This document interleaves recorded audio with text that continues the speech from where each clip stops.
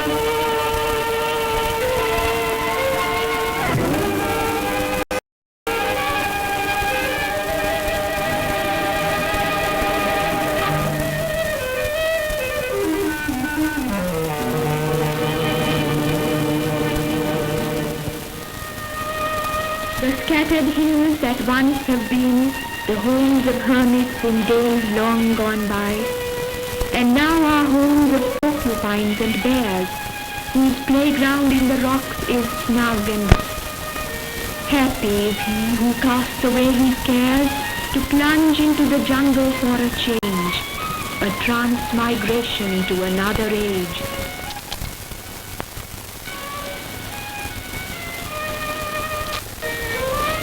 They were derived their inspiration to live. The Bantas, the Aborigines of Ceylon, were a primitive and nomadic people. They inhabited the island's forests not so very long ago. But now they are a dead or a dying race.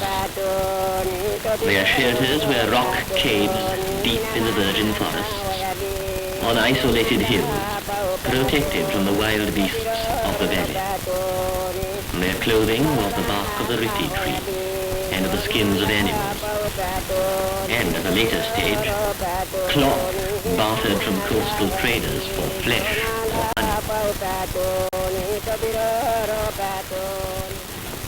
From their youngest days, they learnt the skill of the hunter with bow and arrow, their only weapon and means of acquiring a meager living.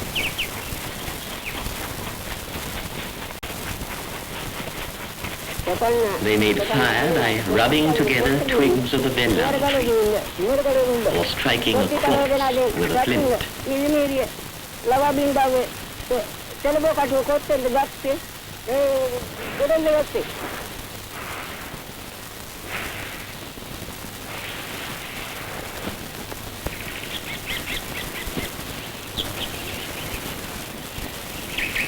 Their food was honey, yams, roots, and the flesh of animals, such as a monkey and the iguana, the pangolin anteater, the spotted deer and the samba.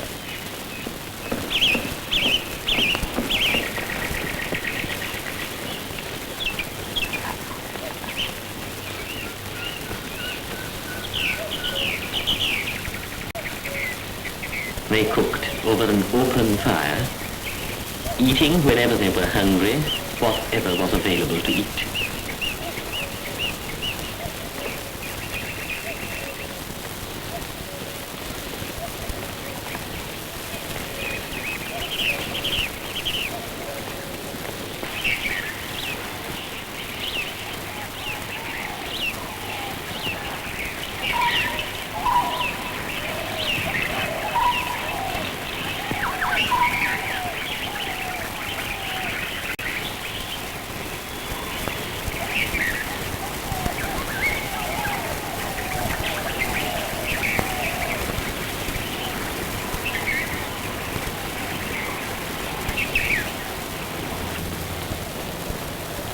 The hunt was a great event. It was their chief source of livelihood, and therefore they invoked the spirits of their dead for guidance, and asked for the protection and blessings of their god of the hunt, in fear lest the hunter at any time become the hunted. To perform their ritual dance, it was demanded of them to don a clean white cloth as a symbol of purity.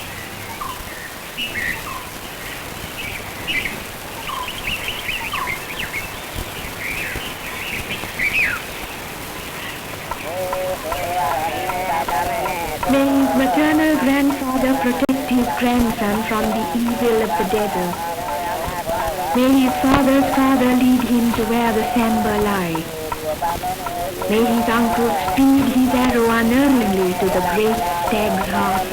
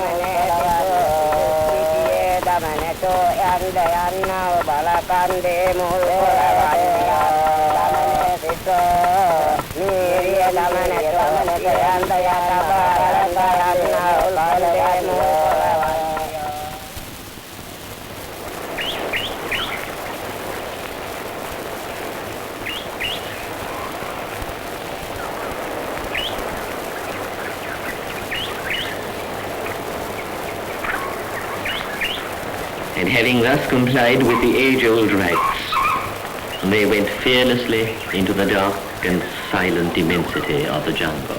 The collecting of bambara honey, hidden in the crevices of rocky cliffs, was a remarkable feat.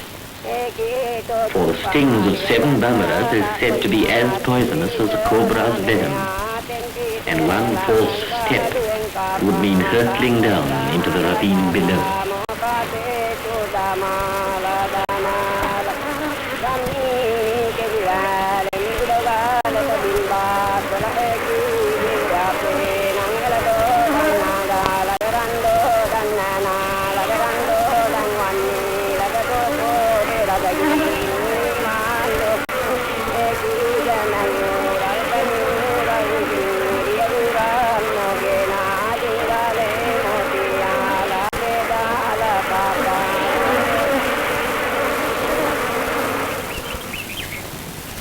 The honey so zealously guarded by the bambara bees was a delicacy, richly rewarding these primitive people who resolutely overcame the perils that confronted them.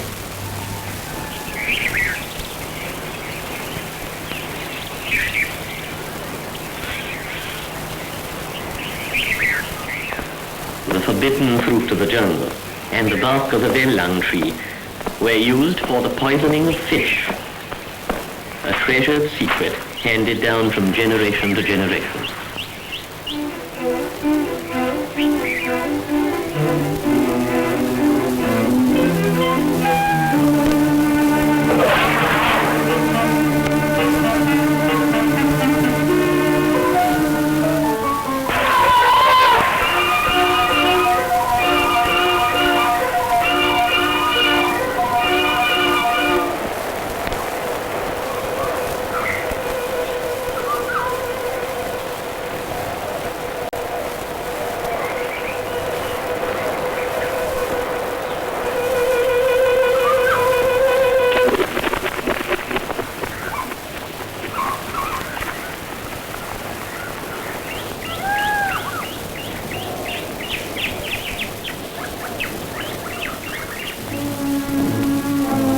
On their return from days and days of strenuous and perilous hunting, the Vandas faced an even greater disaster, the death of one of their children.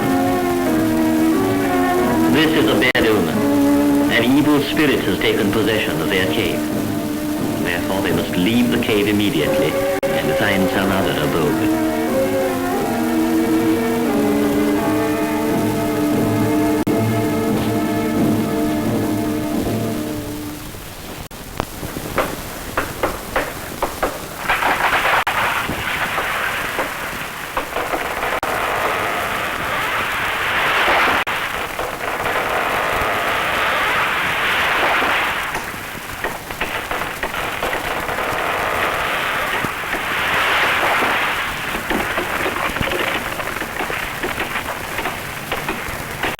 To men, the trials and tribulations of a primitive existence seemed an irksome barrier against the struggle to survive.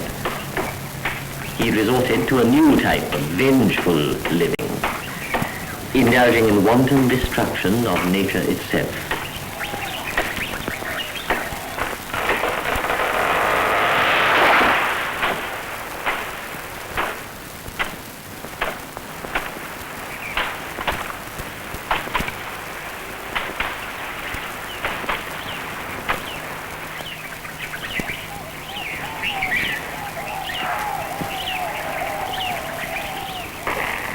Nothing stood before the all-consuming flame of his desire.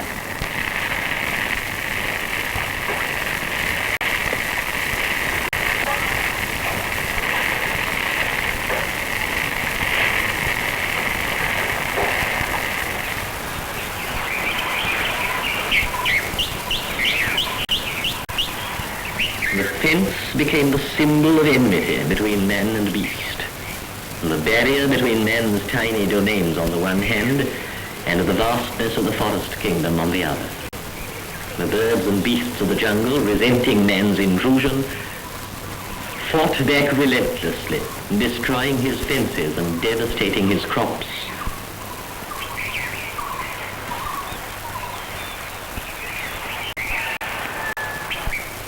Man, in fear and desperation, retaliated with every device at his command to protect and preserve himself.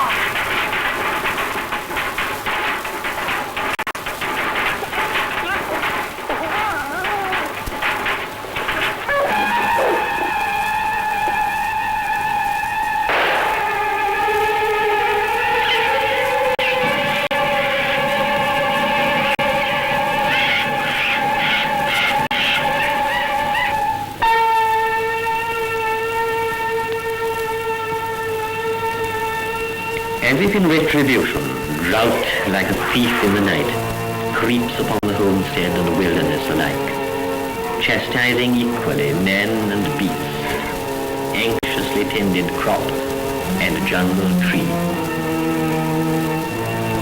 Monkeys leave their elevated pathways and descend to the parching water holes to partake of what is left of its once life-giving abundance.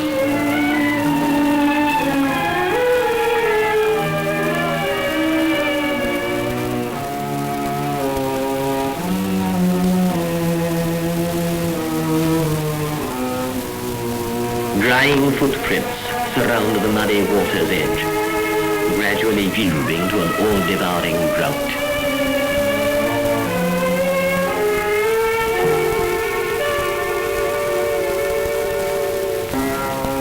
Crocodiles leave their once watery rendezvous to hibernate in the scanty shade of the thirsting forest. Outside, all is scorched by the rays of the naked sun.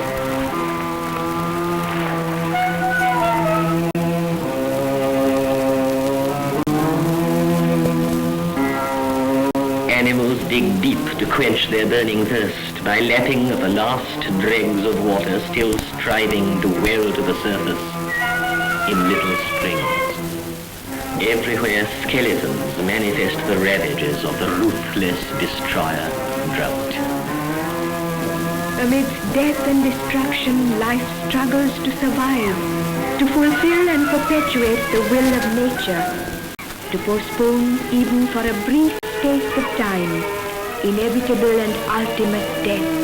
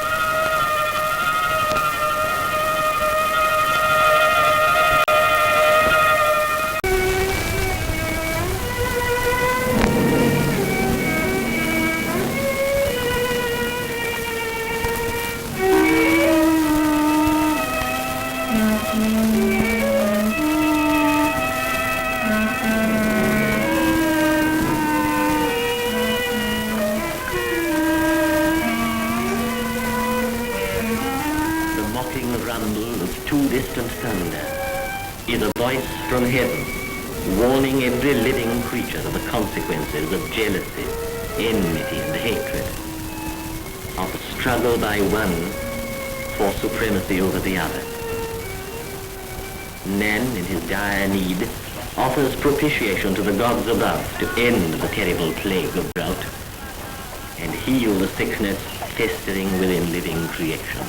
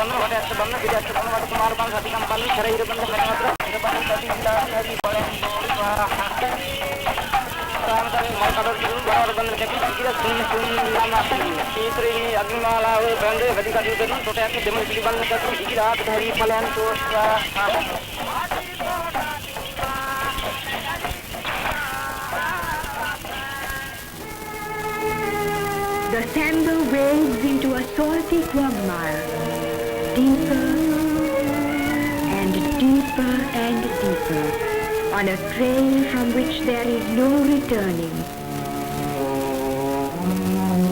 The animals stumble on and on towards ever-receding mirages, until they can move no more, and finally succumb to death and decay.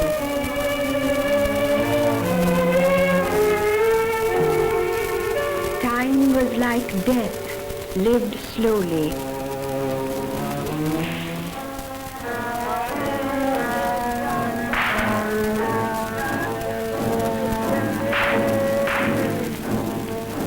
To man as well as beast, the drought brings suffering and death, and suffering, revelation, and revelation, understanding, and understanding, an armistice in the long war between man and nature.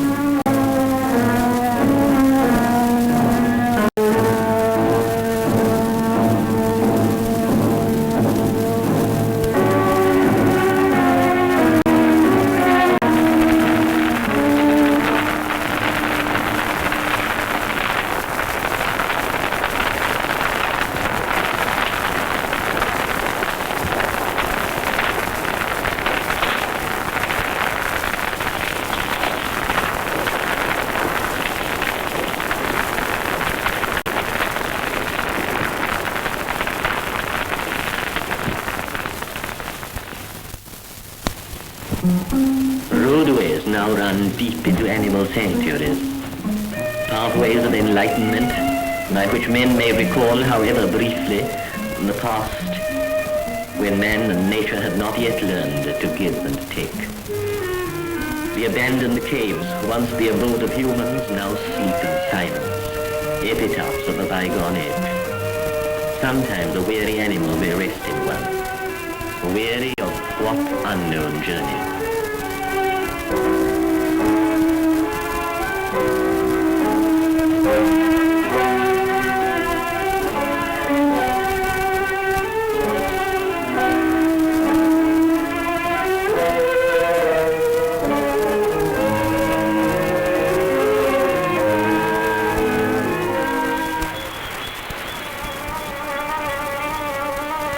A bee, a fly, a bumblebee, they hurry past on their way.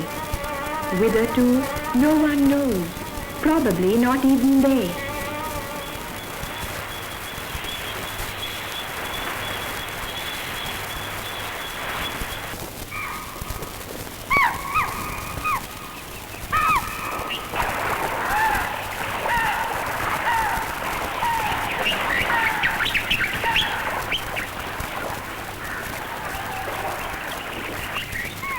Although the prevailing silence of the jungle may be rarely broken by the reverberating sounds of dispute, these are only the sounds of judgment according to nature's own law, the survival of the fittest.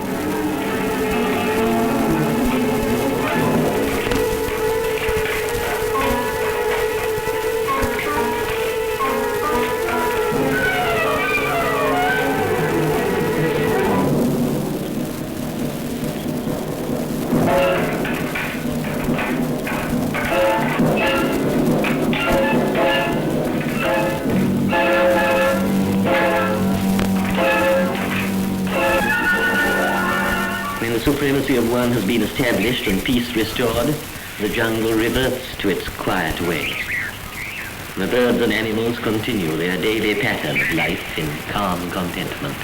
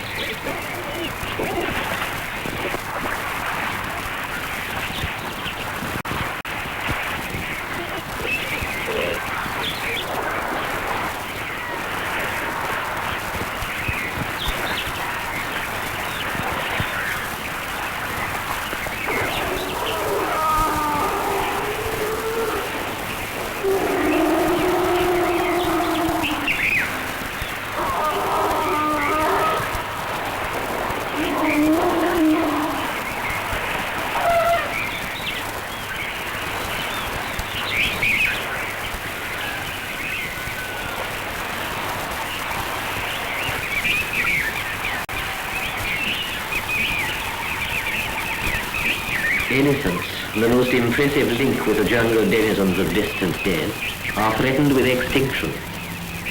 The rapid decrease in their numbers is alarming, and their preservation is of great national importance.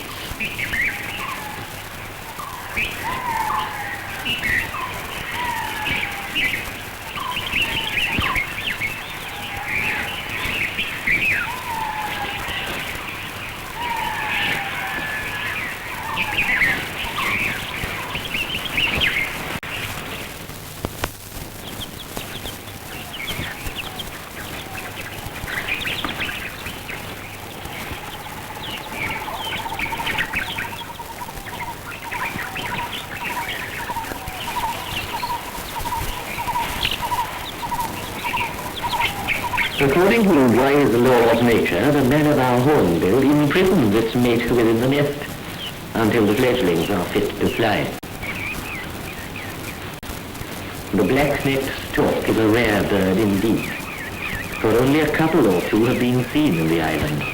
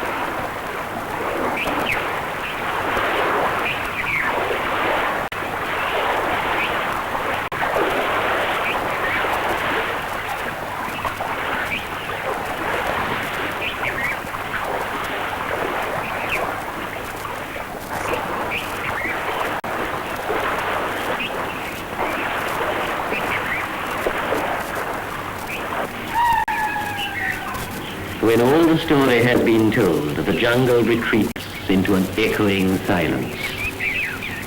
Night falls on yet another day along the timeless passage of time.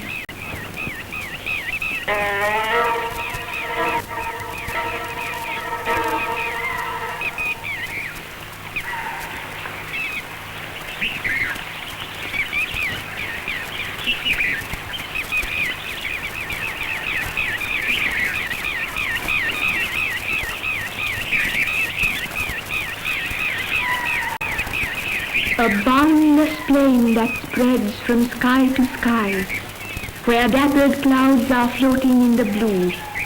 A boundless forest showing every hue of green and grey, of green and brown and green. Happy is he who casts away his cares to plunge into the jungle for a change, a transmigration to another age, where all is wonderful but nothing strange, for all is painted on some former page, in some great record of the common past we share with nature and rejoin at last.